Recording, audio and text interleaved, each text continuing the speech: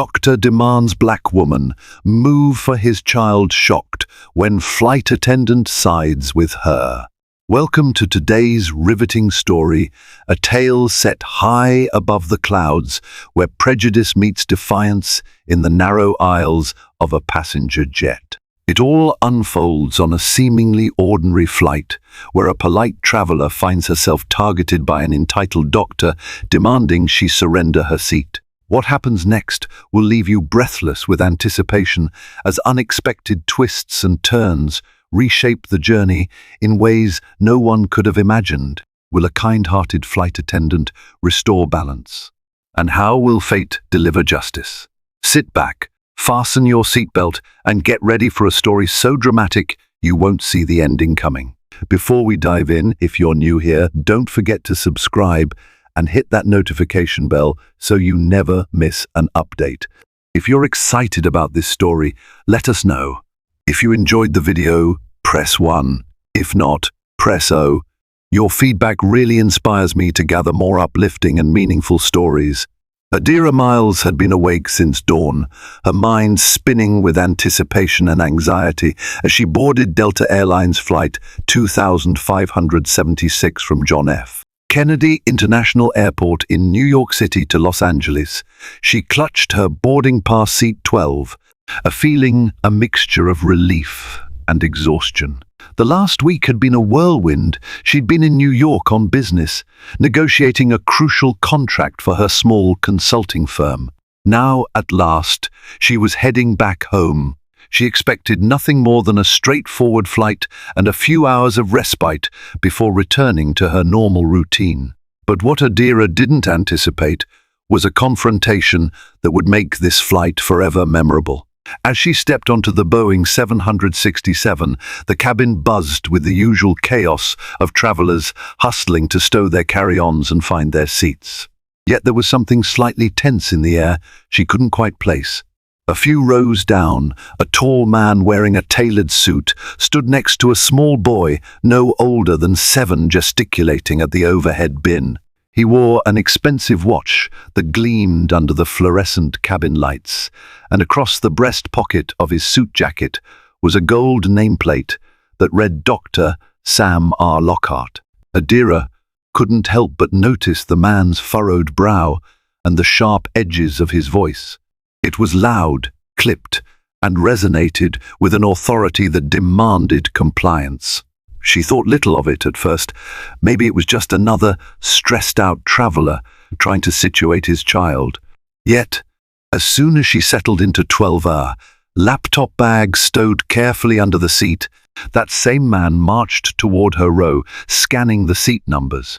Something about the way he glanced at her, then at his boarding pass, set off her inner alarm. Before Adira had time to wonder why he was staring, the man's tone sliced through the din. "Excuse me, Doctor," Lockhart said, pointing to her seat. "I need you to move." His voice was not just confident, but outright demanding, laced with the arrogance of someone unaccustomed to hearing no. Next to him, his young son blinked, looking as though he'd rather be anywhere else.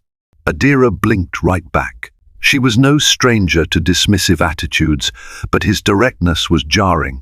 Usually, if someone needed a seat, they started with please or introduced themselves politely.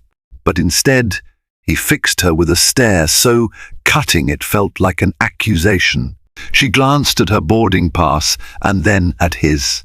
"I'm sorry, sir," she replied calmly, "but this is my seat 12A. The flight attendant confirmed it at check-in." He snorted dismissively, as though she was talking nonsense. "Yes, I know that," he hissed, "but my son needs to sit next to me. The airline messed up our seats, and we have 12C and 15B, which is ridiculous. I need you to move to 15B. Adira raised her eyebrows in polite disbelief. "I chose this seat ahead of time and paid extra for the window. I'm not refusing just to be difficult, but I'm—" "You think I care what you paid?" Dr. Lockhart interrupted, voice growing louder. "I'm a physician, a surgeon, to be exact. I don't have time to argue with you. My child comes first. I need you to move. A hush fell over the neighboring rows, travelers pausing their own arrangements to watch the tense exchange. The child, cheeks reddening with embarrassment, tugged at his father's sleeve. "Dad," the boy whispered, "please don't shout." The father either didn't hear him or didn't care. He set his jaw, arms crossing over his chest. Adira could sense the stares, feel the spotlight narrowing on her. She took a deep breath, determined not to be intimidated. Adira had been through enough business negotiations to know that tone and posture could shift a battle before it truly began. Although part of her wanted to maintain the moral high ground by staying calm, adrenaline hummed through her veins at the indignity. It wasn't just the seat. It was the way he demanded she relinquish her place, as though she were nothing but an obstacle in his world. She looked up to see a flight attendant heading their way. Her name tag read Sasha. Immediately, the doctor pounced on this fresh opportunity. "You there?" he barked, raising an arm. "This woman is refusing to move seats so my child can sit next to me. You need to fix this now." The flight attendant's eyes flicked from the doctor's tense expression to Adira's steady, though visibly shaken, composure. Sasha asked for both boarding passes.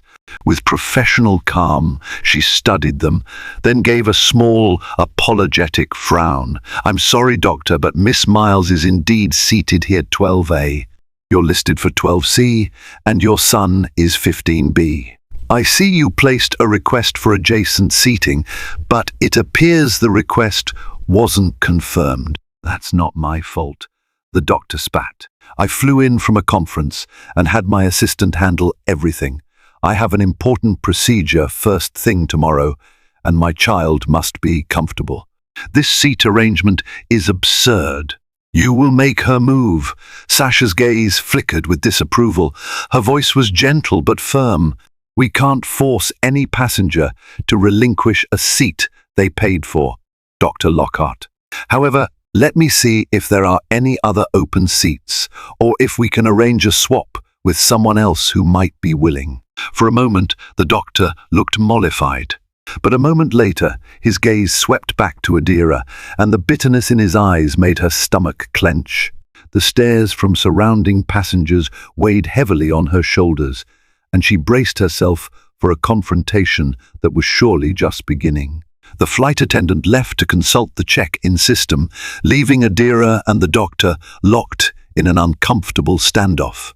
Every muscle in Adira's body ached with tension. She tried to focus on how she was going to remain assertive without descending to his level of aggression, especially with the child standing right there, looking mortified by his father's behavior. Just when she thought the moment might settle, the doctor turned to another passenger across the aisle. "You," he said, voice still edgy, "would you switch seats with her so my kid can sit here?" The man, an older gentleman with greying hair, looked startled. He glanced at Adira, then back at Dr. Lockhart. I'd rather not move from my aisle seat," he mumbled, fingers nervously tapping on his armrest. "My wife's in the row behind me. We booked these seats on purpose. You're not hearing me, doctor," Lockhart snapped, leaning in. "My child can't be left alone in the back of the plane. It's basic decency to help a father out." Across the aisle, the older man shrank into his seat. Adira felt her heart pound in outrage. This man's arrogance was astounding. He was barking demands at strangers, expecting them to shuffle around as if only his family mattered. The entire cabin now seemed caught between awe and discomfort, heads turned in hushed witness. Sasha returned with a slightly strained smile, gripping her tablet. "I found a seat near the back of the plane that's open. Dr. Lockhart row, 28 middle seat. If you'd like, we could move your son there, then you could switch to 15B and he would be beside you, albeit across the aisle." The doctor's face darkened. "You're suggesting I move back there to the middle? That's unacceptable. I paid for economy comfort seats. Why does she get a window seat while I'm stuck in the middle? I'm a doctor, for goodness sake." A rustle of disapproval washed through the passengers. Adira felt a surge of courage. The man was revealing his true colors, entitled, rude, and unconcerned about the comfort of anyone else. She pressed her lips together, choosing to say nothing until she was certain how best to respond. At that moment, a pilot's voice crackled over the intercom, announcing a small delay due to a mechanical check. Groans rippled throughout the cabin. It meant everyone would remain captive in this tense scenario for at least another half hour. Sasha glanced at the overhead panel, then gave an apologetic sigh. "Why don't I give you two a few minutes to talk it over?" she suggested diplomatically. "There might be a volunteer who can move. Let me see what I can do." With that, she hurried off down the aisle, presumably to confer with other passengers. Adira looked at the child who, despite his father's bluster, appeared sweet and anxious. She softened her tone, leaning slightly so the boy could hear. "I'm sorry, little guy. I'm sure you'd rather sit with your dad," she said gently. "But don't talk to him, Doctor," Lockhart snapped, stepping protectively in front of the boy. "We'll get this sorted without your guilt trip." Anger sparked through Adira, but she kept her voice level. "There's no need to be rude. If you'd calmly asked me to swap seats, I might have considered a solution. But you've done nothing but bark orders. And you're forgetting that I paid for this seat. I have a right to sit here." His cheeks went crimson with fury. Before he could fire back, a voice from the row behind them chimed in. "Hey, Doctor, I'd be happy to switch with your boy. Then he could be close to you." It was a young woman wearing noise-cancelling headphones around her neck, offering her seat in 13A.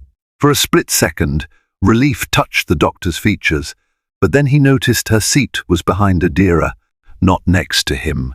He snapped, "No, I want him right next to me, not behind me." The young woman rolled her eyes and returned to her music. Adira suspected that even if someone offered the perfect seat, the doctor's anger was too inflamed to accept it gracefully. Tension crackled in the air as the mechanical delay promised a longer standoff than anyone desired. Minutes turned to nearly half an hour, with the plane still grounded at the gate. During that time, Dr. Lockhart continued to pace the aisle, alternately glaring at Adira and pestering the flight attendants. Passengers within earshot exchanged wary glances. It was impossible to ignore the undercurrent of tension and prejudice in his manner. Some might have assumed he was simply an overprotective father, yet the intensity of his hostility toward Adira and the specific way he dismissed her comfort felt personal. Suddenly, in a moment when the doctor had stridden toward the front of the cabin to berate another flight attendant, Adira felt a gentle tap on her shoulder. She turned to see a quiet man in the middle seat across her row. He looked sympathetic. "I'm sorry you're going through this," he whispered. "I had a cousin who experienced something similar. Someone demanded she move, and it turned into a real bigoted incident. If you need a witness or anything, we're all seeing what's happening." Emotion welled in Adira's chest, a mix of gratitude and indignation. She offered a grateful nod, but before she could reply, the doctor returned. His son trailed behind, looking exhausted. "All right, that's it," Dr. Lockhart declared, voice resonating in the cramped aisle. "I'm done asking nicely. I'm a respected surgeon. I've given up my time to save countless lives. And here you are, refusing a simple request. Is this because you're—" He paused, words heavy with implication. Adira's heart thundered. She could sense the edges of his statement forming a possibly racist remark. A few passengers gasped. She prepared herself for a blatant insult. But just before he could finish, Sasha, the flight attendant, rushed over with a small, determined figure behind her, a senior cabin supervisor named Carla. Carla was older, with silver hair neatly pinned back, and she wore her authority like a shield. "Dr. Lockhart," Carla said, voice cool, "a word, please. I understand you're upset, but we have protocols to follow. Miss Miles is entitled to her seat, and you are not permitted to harass her or any other passenger." The doctor turned his glare on Carla. Harass? I'm demanding what's right. My child should sit next to me. This woman is ignoring my predicament. We can't force my son to sit with strangers, can we? Carla didn't flinch. We've offered multiple seat swaps, but you turned them down. She doesn't have to give up her seat. And I would kindly remind you that we take passenger harassment seriously. If you continue, we may have to remove you from the flight. Her tone was gentle, but the threat loomed clear. A wave of murmurs swept through the passengers as the word remove hit the air. The idea of a passenger getting kicked off the plane was almost unthinkable, but not unheard of. Adira watched Dr. Lockhart bristle. He was clearly torn between wanting to press his advantage and not wanting to be forced off the flight. Then came an unexpected announcement from the cockpit. Ladies and gentlemen, this is your captain speaking. We have just received clearance to depart in approximately 10 minutes. Please take your seats and ensure your seat belts are fastened. Carla took this moment to assert control. Doctor, if you're going to remain on this flight, you need to be seated. Your child can sit in 15B, or you can take 15B and your child can have 12C if Miss Miles agrees to swap her window seat for 12C. It's entirely up to her. If we cannot reach a resolution, we will have to deplane you and your son. The doctor's eyes blazed. He forced a deep breath, trying to rein in his temper. At last, he directed a stiff nod at Adira. Fine. Let's do that. My son takes 12C, and I'll move back to 15B. That's close enough. His words were grudging. Adira eyed him carefully. In truth, she would have agreed to let the boy have the window seat, but the father's cruelty made her hesitate. Yet seeing the boy's pleading expression nudged her compassion. She relented, though not without giving the father a cold look of warning. All right, she said to Carla, who nodded appreciatively. The shift was settled. Adira scooted a seat over to 12C, while the child sat in 12A with visible relief. The doctor moved back to 15B, throwing one last glare forward before his tall frame disappeared down the aisle. For a brief, blissful moment, Adira believed the incident was over. If the flight was taking off soon, she could endure the rest of the journey with minimal drama. Yet the seatbelt sign dinged on, and the plane rumbled away from the gate, launching a new wave of tension. By now, the entire row had witnessed the humiliating confrontation. Some offered Adira sympathetic smiles. She settled into her new seat and closed her eyes, determined to salvage some rest. But fate had other plans. Barely half an hour into the flight, an abrupt announcement from the cockpit informed everyone of sudden turbulence. The plane jolted, overhead bins rattling ominously. Passengers gasped in alarm.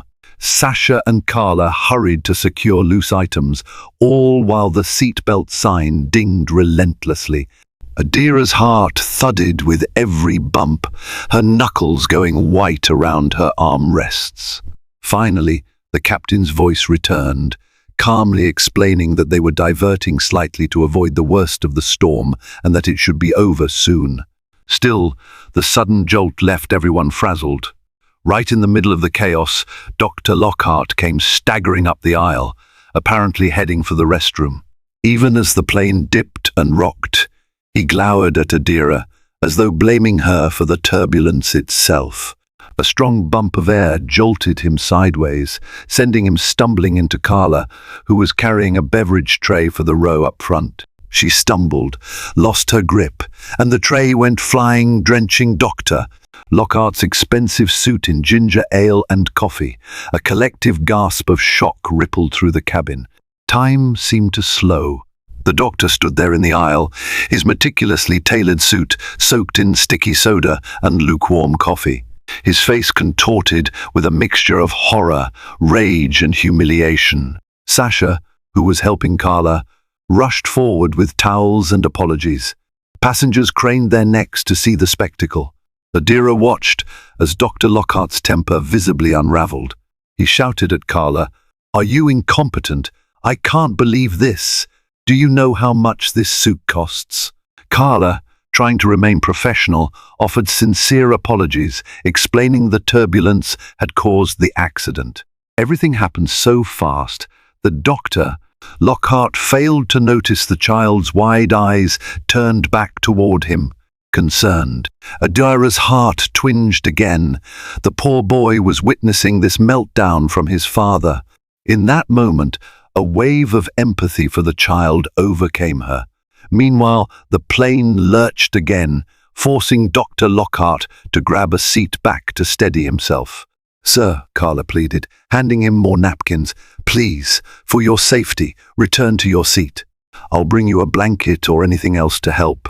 We'll do whatever we can to make this better." But the doctor only snarled in frustration, "You people are unbelievable." He cast another furious glance at Adira, then stomped back down the aisle, struggling to keep his footing as the plane continued to shake. Murmurs spread around the cabin, a mixture of shock, disapproval, and some not-so-hidden schadenfreude. When at last the turbulence subsided, the flight attendants began to serve drinks and snacks. Adira finally allowed herself a few deep breaths, daring to hope the worst had passed. Yet a kernel of unease lodged in her gut. She sensed Dr. Lockhart was not finished. There was a wounded pride in him that stoked his anger, and she wasn't wrong. 40 minutes later, the plane was gliding smoothly. Most passengers had reclined their seats and immersed themselves in movies or books. Adira tried to read a novel on her Kindle, but her mind kept drifting.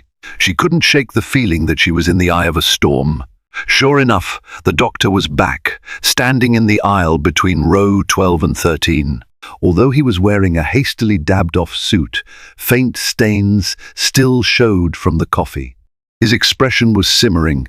He glared down at Adira, who stiffened with dread. The child, now dozing near the window, didn't stir. Leaning close enough that Adira could smell stale coffee on his clothing, Dr. Lockhart spoke in a low hiss. "I can't believe you sat there the whole time, smirking as that flight attendant spilled drinks on me." Adira's patience frayed. "I wasn't smirking.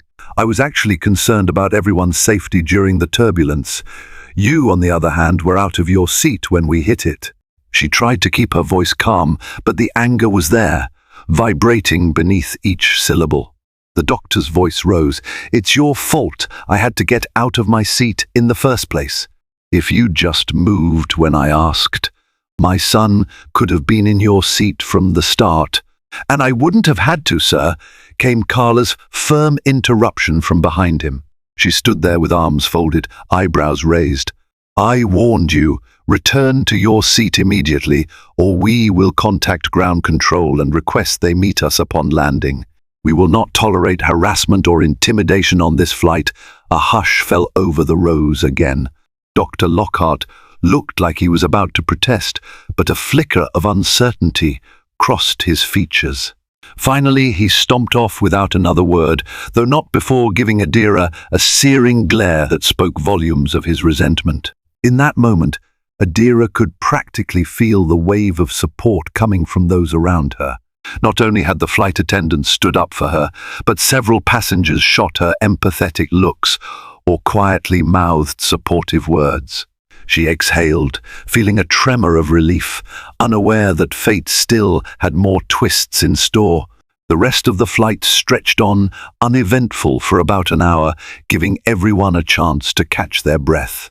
Adira almost managed to doze off. The boy in 12A slept peacefully, his cheek pressed to the window. Carla and Sasha circulated with headphones and blankets for the travelers, offering apologies for the earlier turbulence and spilled drinks. The tension lingered, but at least it wasn't erupting into fresh arguments. Just when Adira thought maybe they could land in Los Angeles without further drama, the seatbelt sign dinged on again, signaling the start of descent. That's when she saw the doctor once more, but this time he wasn't looking her way. He was hunched over in his seat, speaking frantically to a flight attendant. She overheard snatches of the conversation from across the aisle, something about a medical bag and how he needed it immediately. A ripple of alarm moved through the nearby passengers. Was there a medical emergency? The doctor seemed genuinely distressed. The flight attendant nodded, hurrying away. Adira's initial thought was worry for the doctor's child had the boy fallen ill, but then something startling happened. A whisper traveled through the cabin. Someone heard the doctor say his wallet and important credentials were missing from his medical bag. Adira's gaze flew to the boy, who was stirring awake, curiosity evident on his face. For a moment, Dr. Lockhart lifted the bag onto his lap, rifling through it with increasing panic. The laptop was there, but apparently the wallet, ID, and some crucial documents were gone. Passengers exchanged perplexed looks. Did someone steal from him, or had Dr. Lockhart misplaced his belongings in the chaos? The drama soared to a new level as the flight attendant scoured overhead bins and seat pockets. Tensions flared higher when Dr. Lockhart declared he must have been robbed. His accusations began to fly wildly, his voice echoing up and down the cabin, blaming the airline, the passengers, possibly even Adira. "I want everyone's bags checked," Dr. Lockhart demanded, wild-eyed. "I had my wallet and my hospital ID in that bag not 3 hours ago. Someone here stole it." Carla tried to calm him. "Sir, please, let's handle this properly. We have procedures for lost or stolen items. We'll speak with the authorities upon landing, but we can't search every passenger's property without cause." "Cause?" the doctor nearly shouted. "I'm telling you, I have cause. It's gone. My entire life is in that wallet, credit cards, medical license, everything." Frightened by his father's outburst, the boy slid further into the window seat, eyes wide with concern. Adira glanced at the child sympathetically, but said nothing. The plane was now in descent, seat backs and tray tables locked upright. The tension once again was at a fever pitch. The entire row listened as Dr. Lockhart made demands. "Check her bag." He pointed at Adira, eyes blazing. "She had an axe to grind from the start. She probably took it to get back at me for asking her to move seats." Adira's jaw dropped in indignation. A wave of murmurs rippled among passengers who had witnessed the earlier confrontation. Carla stood protectively in front of Adira. "Sir, that accusation is baseless, Miss. Miles has been nothing but cooperative. We've all seen the issues you've had today, but you can't just accuse a passenger of theft." Enraged, Dr. Lockhart tried to push past Carla to confront Adira.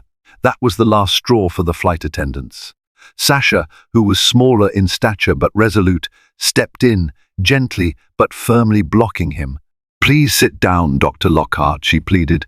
"We have to land soon, and if you don't cooperate, we will involve airport security."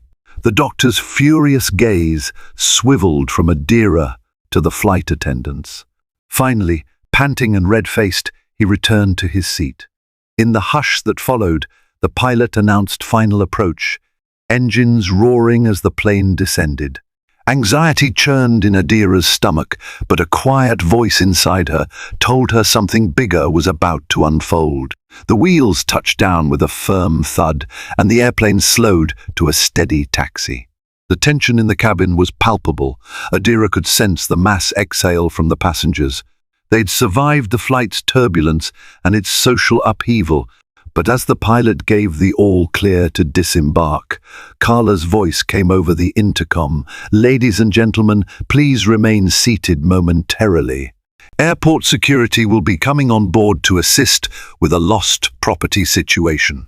A buzz of surprise filled the cabin, but from the corner of her eye, Adira saw Dr. Lockhart's tight-lipped satisfaction. He clearly believed that security would side with him, rummage through everyone's belongings, and find his stolen wallet. Adira's stomach clenched. She had nothing to hide, but the idea of being searched was humiliating. The flight attendants, however, moved calmly through the aisle, reassuring passengers that this was merely a precaution. Minutes later, two uniformed security officers stepped onto the plane. Dr.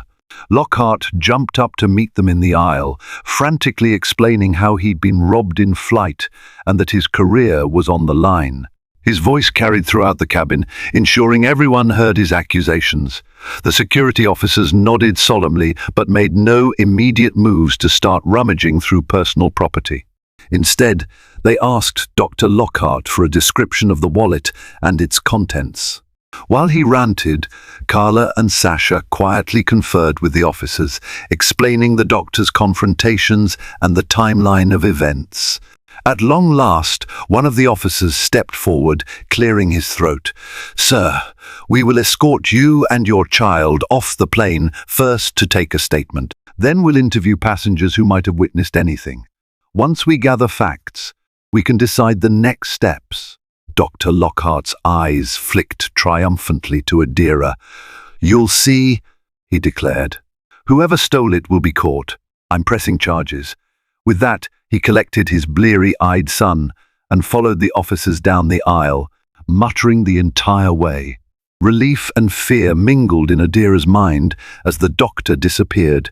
If the security officers ended up questioning her next, she vowed to cooperate fully.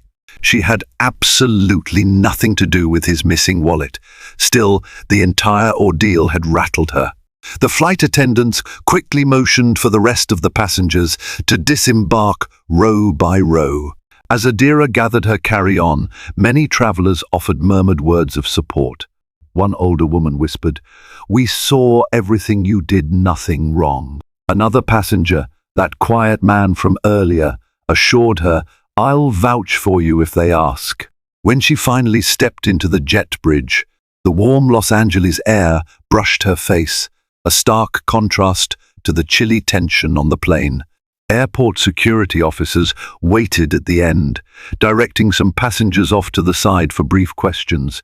Adira braced herself, expecting to be pulled aside, but the officers waved her through, telling her to wait near the gate area. Dr. Lockhart stood at the gate, furiously talking to another security official, gesturing around with a frantic energy.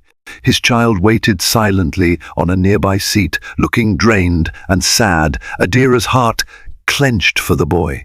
She took a seat in the designated waiting area, along with a few other passengers who had been within earshot during the flight. The doctor's demands for justice echoed across the terminal. Moments later, a figure in a crisp uniform approached, a gate manager from Delta, accompanied by Carla and Sasha. They greeted Adira with weary smiles, then turned to the small group of waiting passengers. "Thank you for your patience," the manager began. "We want to clear this up as soon as possible. If you were involved or witnessed anything, please remain here. Everyone else is free to go." Anxious about missing her connection home, Adira checked her watch. She had planned to use rideshare to get back to her house in La, but it appeared her day's journey wasn't over just yet. She prepared to recount the whole nightmare from start to finish, bracing for Dr. Lockhart's fury once again. One by one, the security officers and the airline manager interviewed those who had witnessed the altercation. Passengers described the father's rude behavior, the seat incident, the spilled drinks, and finally, the furious accusation of theft. Adira recounted her story honestly, each word resonating with the exhaustion she felt. "The entire time, Doctor." Lockhart stood several feet away, arms folded, glaring at her like she was a suspect in a criminal case. Eventually, the officers and airline representatives conferred among themselves. Sasha stepped forward, mustering a polite but firm tone as she addressed everyone. "We appreciate your cooperation. Based on our discussions and the statements provided, we see no evidence of theft and no reason to search passengers' personal property. It's more likely that Dr. Lockhart's items were misplaced in the chaos or possibly fell out of a bag." She turned to Dr. Lockhart. "Sir, we recommend you file a formal lost property report with the airline. We also suggest you check all of your belongings thoroughly once again. Her tone was measured, professional, but not without an edge of tired exasperation. Incensed, Dr. Lockhart shook his head violently. You're taking her side. You're covering for her. His finger jabbed in Adira's direction. Heads turned sharply, and a hush fell across the gate. The security officers frowned, stepping forward. With measured calm, one officer said, Dr. Lockhart, we've heard from multiple witnesses that no one saw Miss Miles or any other passenger approach or tamper with your belongings. If we discover new evidence, we'll follow up. But for now, we have no grounds to detain anyone. Feeling the moment's gravity, Adira exhaled, shoulders sagging with relief. She expected Dr. Lockhart to continue protesting, but something else happened instead. The doctor's phone rang inside his suit pocket. He fumbled for it, face twisting with frustration. Then confusion flared across his expression. He pulled out the phone, only to realize the missing wallet was wedged in the outer pocket of his jacket. It had slipped halfway out, jammed behind the phone, overlooked in his frantic search. A shocked silence fell, with all eyes on the black leather wallet clasped in Dr. Lockhart's hand. He blinked at it, stunned. It was as if the entire script had just flipped. For a moment, it seemed he might attempt to hide it, but the damage was done. Everyone saw. One security officer cleared his throat. Is that the wallet you claimed was stolen? Shame and embarrassment warred on Dr. Lockhart's face. I don't know how it got there, he stammered, painfully aware the eyes of a dozen people bored into him. He attempted a belated save. Perhaps it fell in there when I was rummaging for something else.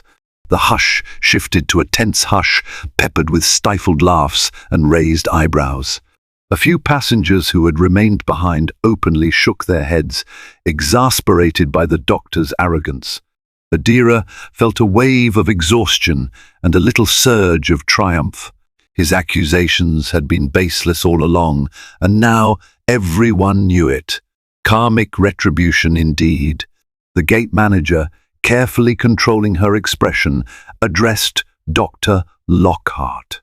Sir, one suggests you and your son proceed to baggage claim or your connecting flight. Please be mindful that your behavior has caused considerable disruption. She didn't go so far as to say that further outbursts could lead to additional consequences, but the tone implied it. Dr. Lockhart seemed on the verge of exploding again, but one glance at his child, whose eyes brimmed with confusion and mortification, seemed to deflate him. Shoulders sagging, he mumbled a half-hearted apology. This was a misunderstanding. It's been a stressful day. Then he placed a hand on his son's shoulder, guiding him away from the gate area without meeting Adira's gaze. Relief and vindication washed over her. She watched them go, the father's once impeccable suit stained and wrinkled, his dignity equally battered. The battered suitcase he pulled behind him rattled like the final punctuation to an exhausting day. A palpable sense of release followed Dr. Lockhart's departure. The security officers thanked the remaining passengers for their patience and assistance, then dispersed. Carla and Sasha both approached Adira, their expressions carrying apologies and relief. We're so sorry you had to endure that, Sasha murmured, lightly resting a hand on Adira's arm. You handled it with extraordinary grace, Carla nodded. Indeed, we'll be filing an incident report detailing that you did nothing wrong. If you have any issues, or if you'd like to submit your own statement, we can give you the details. Adira appreciated their kindness, though she felt drained beyond measure. She took the gate manager's business card and thanked them for their support. Other passengers trickled away, offering her quick words of solidarity. By the time Adira finally gathered her belongings and headed for the main terminal, she realized the entire ordeal had taken nearly an hour after landing. A swirl of emotions welled up inside her: anger at Dr. Lockhart's entitlement, relief that she had been vindicated, sympathy for the child who'd been caught in the crossfire, and gratitude for strangers who stood up for her. She breathed in the distinct LAX air, a mix of jet fuel, air conditioning, and warm California breezes. It felt oddly refreshing, like the first step in reclaiming her peace. As she exited the secured area and moved toward ground transportation, a sense of karmic justice settled around her. The father who had demanded she move insulted her, accused her, and insisted on being superior because of his position, had ended up thoroughly humiliated in front of everyone. Moreover, a flight attendant, someone he assumed would back him, had sided firmly with her. The best part was that she never had to stoop to his level. Truth had a way of surfacing on its own. A sudden wave of exhaustion nearly buckled Adira's knees. She found a bench near the baggage carousel and sat down, letting the chaos of the terminal swirl around her. Her phone buzzed with messages from her colleagues in Los Angeles, questions about when she would arrive, proposals for upcoming projects. She silenced it, deciding she needed a moment for herself before re-entering the professional world.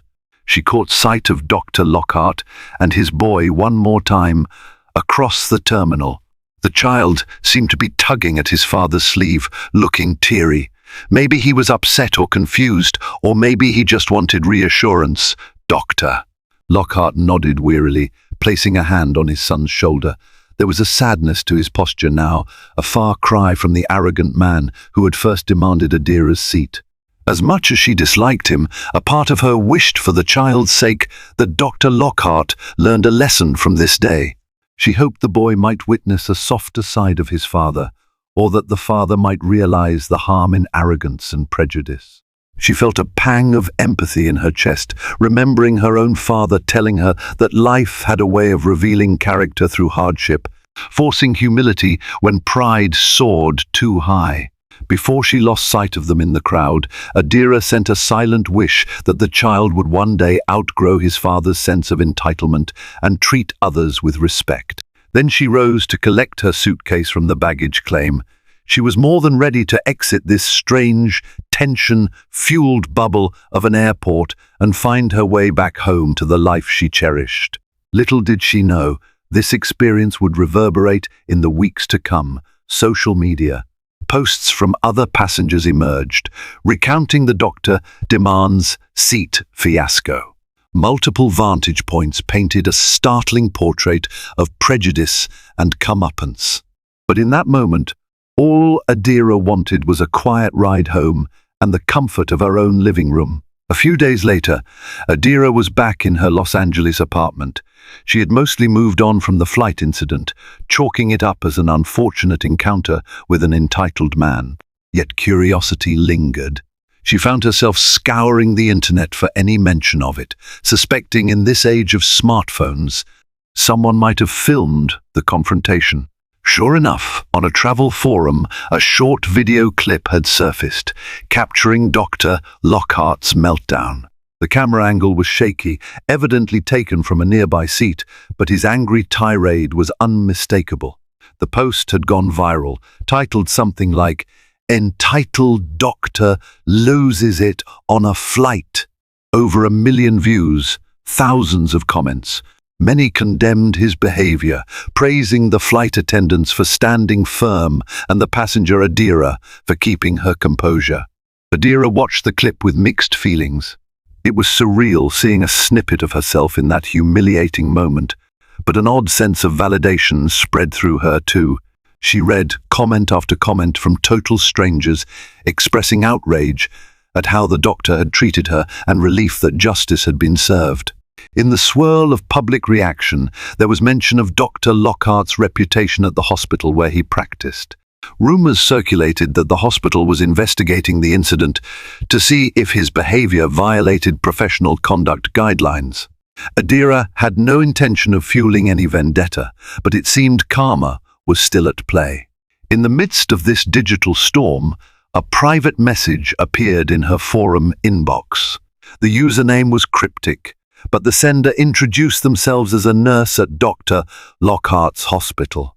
They explained that the doctor had been reprimanded and was at risk of losing a prestigious departmental leadership opportunity if complaints continued to surface. Adira didn't reply, uncertain if she wanted to involve herself in further drama.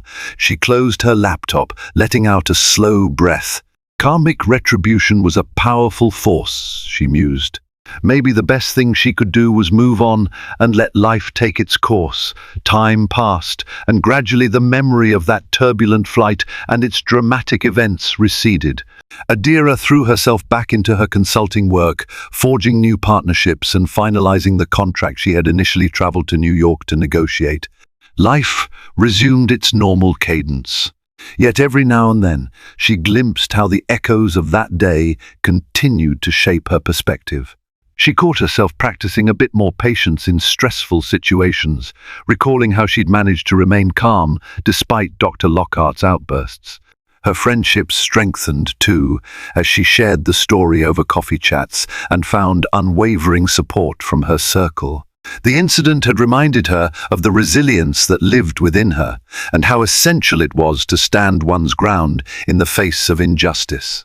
A few months later, Adira received a phone call from Sasha, the flight attendant who had, in an extraordinary turn of events, tracked her number from the incident report. Sasha was organizing a passenger appreciation day at Delta Airlines in Los Angeles, offering free miles vouchers to certain individuals who demonstrated kindness or cooperation during flights. She wanted to invite Adira. Flattered and grateful, Adira attended.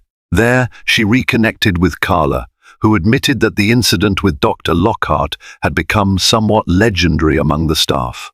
"You'd be amazed how many times we talk about that day in our training sessions," Carla said, smiling. "It's a prime example of how to handle difficult passengers and stand up for someone who's being mistreated." They chatted about the challenges of flight staff, the unpredictability of passengers, and the surprising solidarity that can form mid-air under tense circumstances. Adira left that gathering with a heart full of gratitude and a sense of closure. She'd faced injustice, refused to be bullied, and come out stronger for it. In the end, karmic justice had come full circle for the arrogant doctor. And for Adira, the entire ordeal proved that even in the cramped confines of an airplane cabin, empathy and unity can triumph over prejudice. Thank you for joining us on this turbulent and unforgettable journey, where arrogance collided with integrity in the narrow aisles of a crowded jet. The doctor, who flaunted his title and demanded special treatment, learned that fate has a way of revealing truths, all while a courageous passenger stood her ground. We hope this story inspires you to show kindness and stand against injustice whenever you can. If you enjoyed today's episode, please hit that like button and share the video with someone who might need a reminder of how powerful decency and respect can be. And don't forget to subscribe for more captivating stories coming your way soon.